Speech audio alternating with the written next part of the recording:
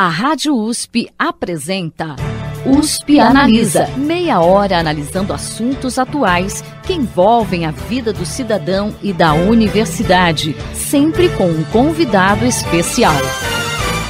USP Analisa.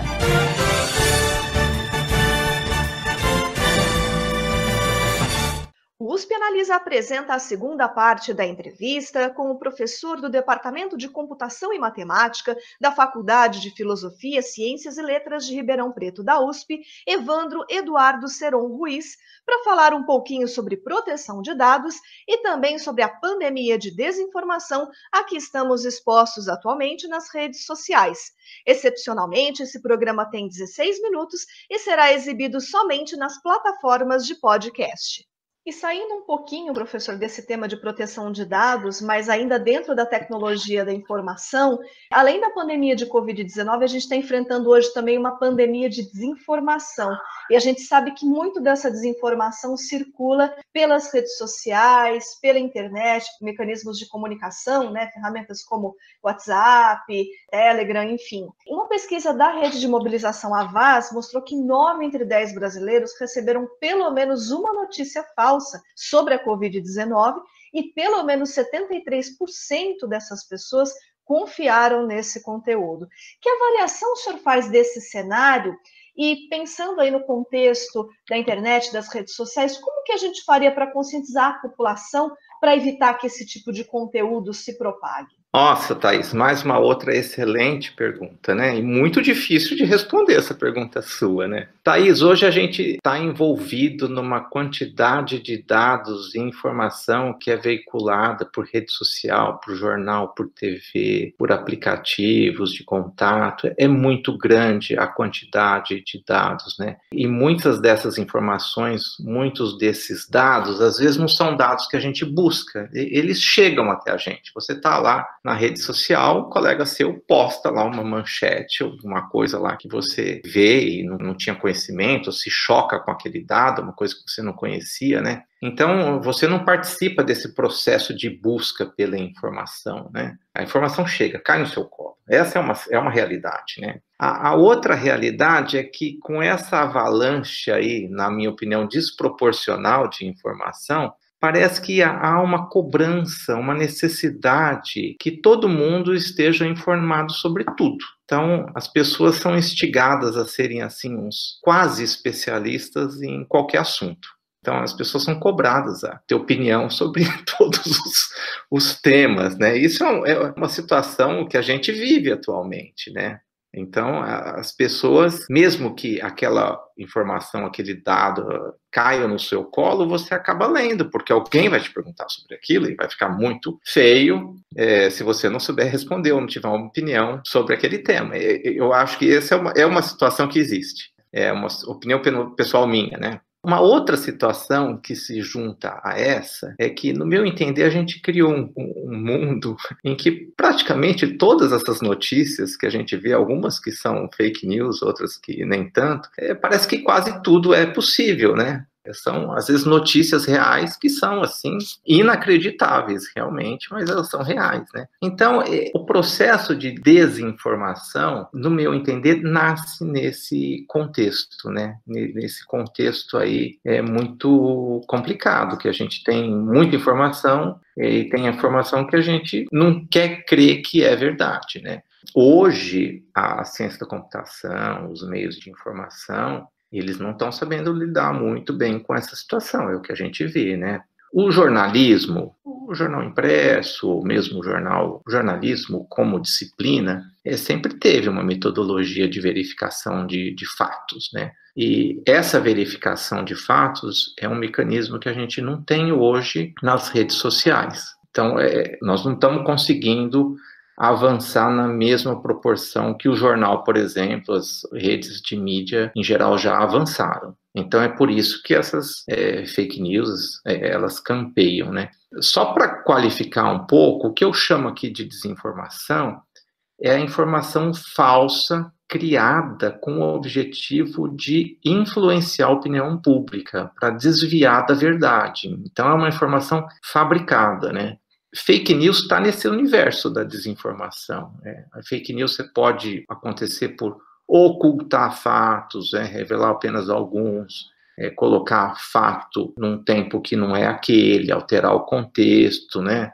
Manipular também a informação pública, né? Então eu coloco fake news assim como dentro desse contexto geral de desinformação. Eu queria usar uma palavra em inglês que muita gente está usando aí também, que é a tal da misinformation, que é diferente dessa desinformação. Essa misinformation, que eu ainda não coloquei o nome em português, desculpa, é a informação que é criada inadvertidamente. Ou seja, eu, por exemplo, você ou qualquer outro, repassou uma fake news que pareceu um negócio formidável, que lançaram aquele dia, e não tomou conta de verificar. Então, essa é a pessoa que foi, assim, ingênua, muitas vezes ignorante por não saber aquele assunto, e passou a informação para uma outra pessoa, né? Então, essa separação entre a desinformação, que é essa informação fabricada, criada, e essa informação que foi também falsa, mas criada inadvertidamente, num estalo você passou uma informação que não devia, ela deveria existir, mas a gente não sabe como criar isso ainda, né?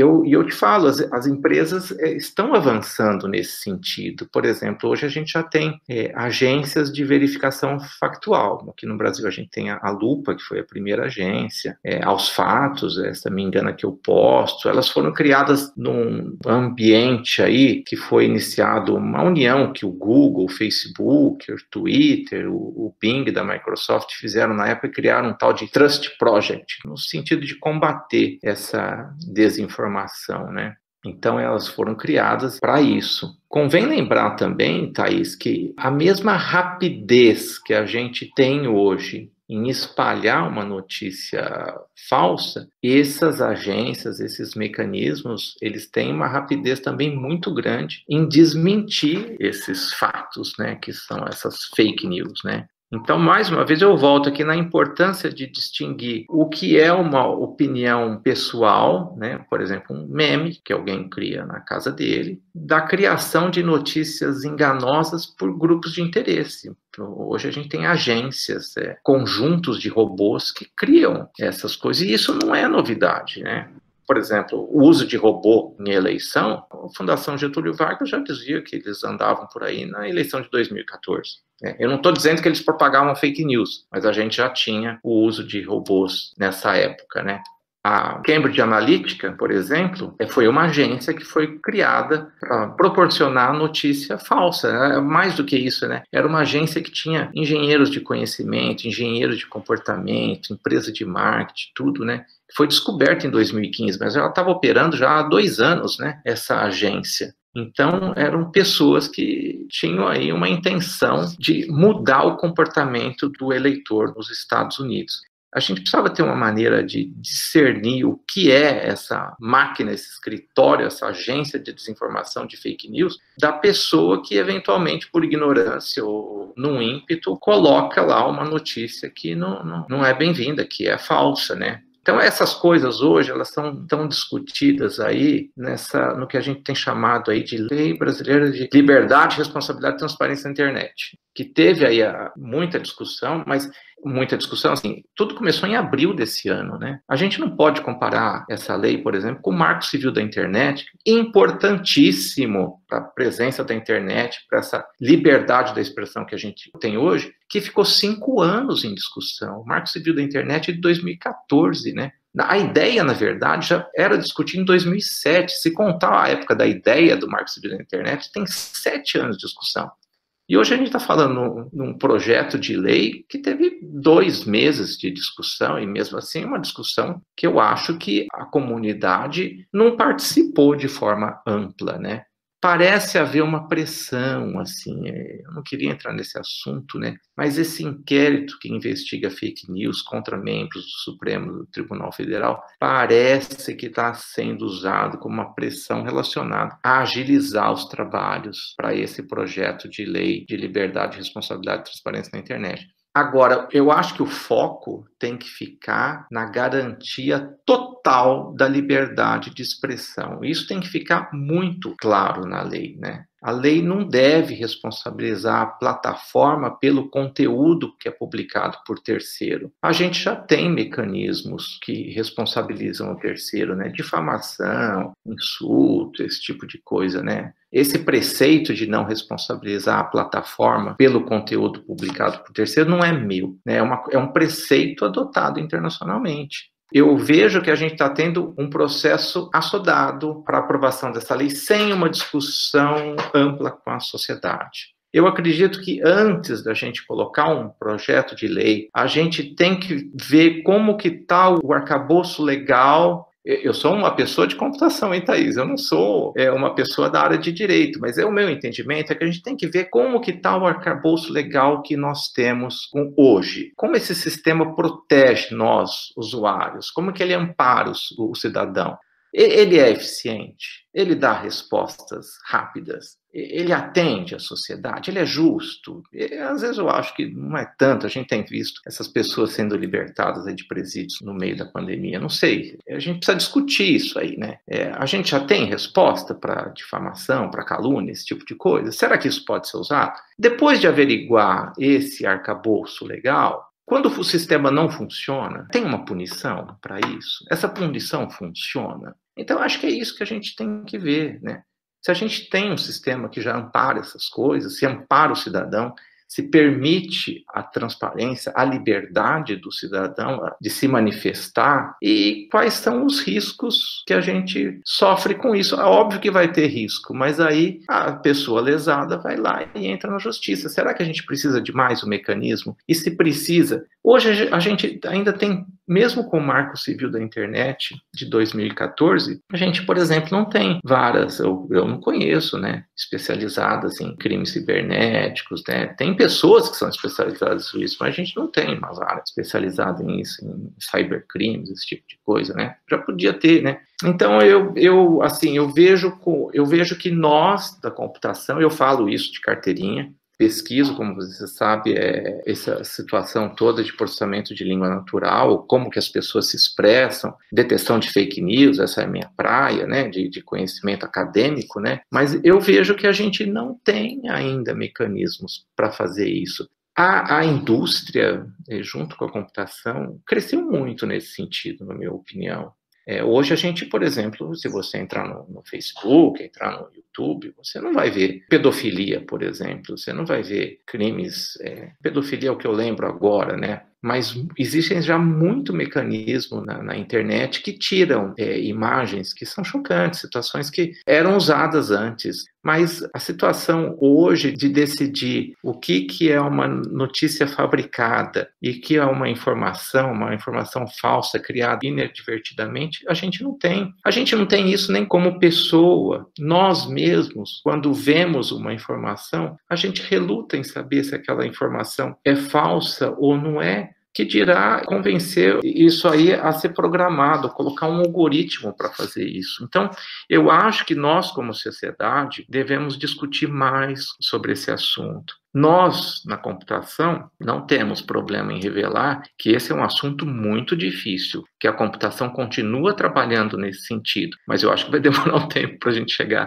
a uma solução. E já que todo mundo é partícipe nesse problema, todo mundo ajudou a criar esse problema, a computação ajudou a criar esse problema, a sociedade criou esse problema com as fake news, eu acho que a sociedade também é copartícipe nessa solução do problema. A gente não pode esperar um santo graal de um projeto de lei que começou a ser discutido em abril desse ano e ir lá resolver a situação. Isso não vai existir. Como a gente também não pode esperar que existe um algoritmo aí que caia do céu nos próximos 2, 3 meses que vai decidir o que é fake news, o que é desinformação, o que é misinformation. Nós não vamos ter isso por muito tempo.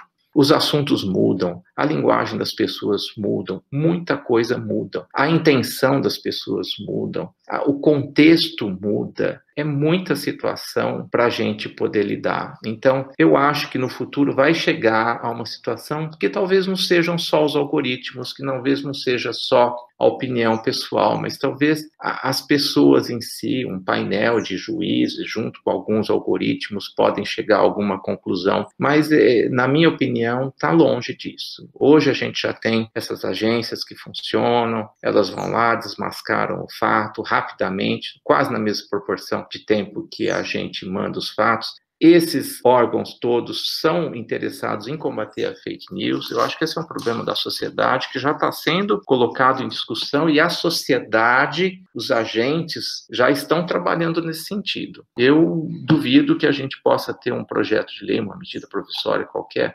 arcabouço legal aí que possa resolver isso aí a curto prazo, Thaís. Muito obrigado pela sua pergunta, muito inteligente. Obrigada, professor, mas infelizmente o nosso tempo chegou ao final. A gente sabe que desinformação, proteção de dados, a questão das fake news é um assunto muito importante da gente discutir, por isso que o USP Analisa está sempre aberto para vocês que fazem pesquisa, né, que trabalham com esse tema, é muito importante a gente discutir esse tema aqui. Então, eu queria agradecer imensamente a participação do professor do Departamento de Computação e Matemática da Faculdade de Filosofia, Ciências e Letras de Ribeirão Preto da USP, Evandro Eduardo Seron Ruiz. Professor, obrigada pela sua disponibilidade de estar aqui com a gente novamente hoje. Eu agradeço muito você, Thaís, agradeço ao IAA e agradeço os ouvintes que tiveram paciência de ficar com a gente até agora. Muito obrigado pela atenção, hein? Nós que agradecemos, professor, foi um prazer. O programa de hoje fica por aqui. Até a próxima semana. Você ouviu USP Analisa, um programa da Rádio USP Ribeirão em parceria com o IEA, Instituto de Estudos Avançados, Polo Ribeirão Preto. Produção do Serviço de Comunicação Social da USP e do IEA. Coordenação, Rosimeire Talamone. Apresentação, Thaís Cardoso.